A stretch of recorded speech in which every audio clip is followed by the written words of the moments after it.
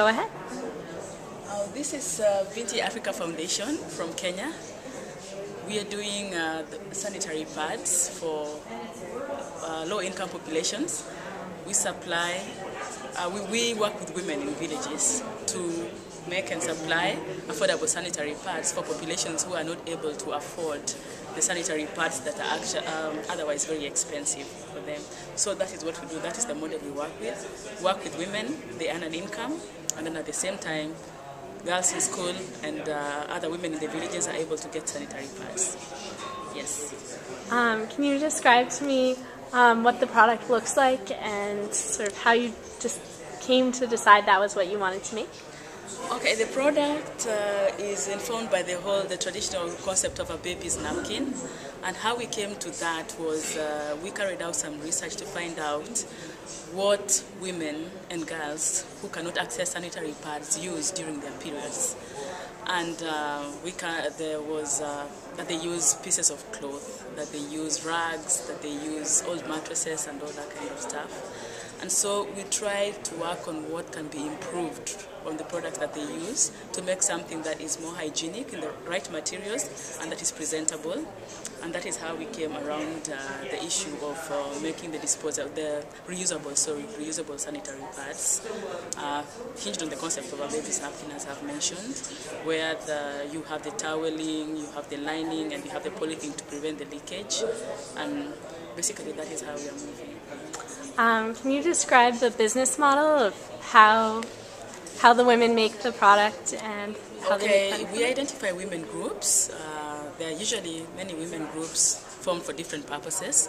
So we identify some who are interested in working with us, and then we train them on how to make the pads. We buy the machines, the sewing machines, and give them training because some of these women have never interacted with sewing machines before.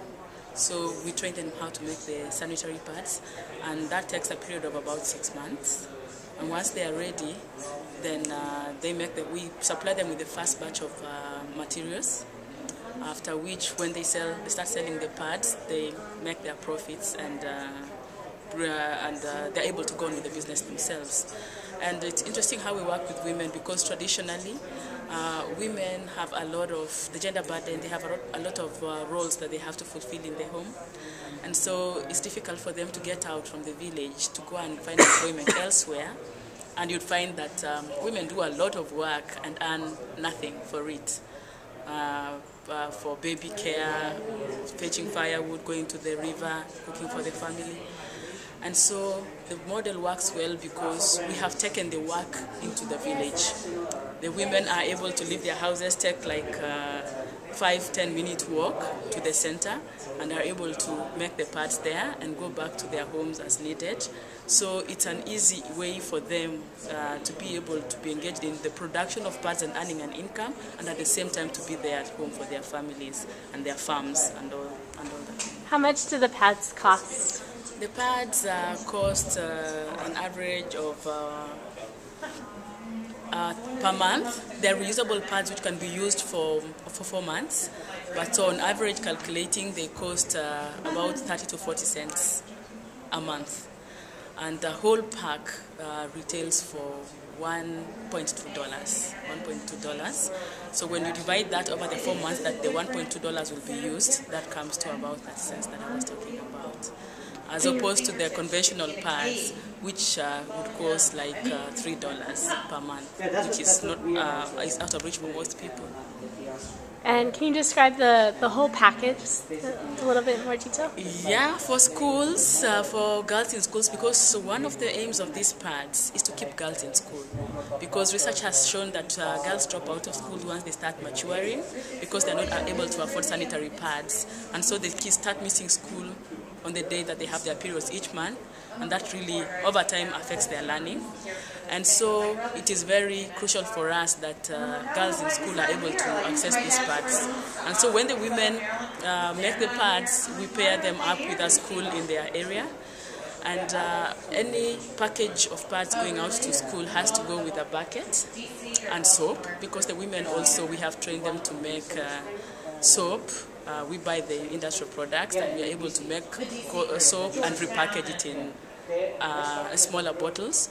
So each girl gets a packet of pads, a bucket, small bucket for washing and soaking, and a bottle of soap for every month.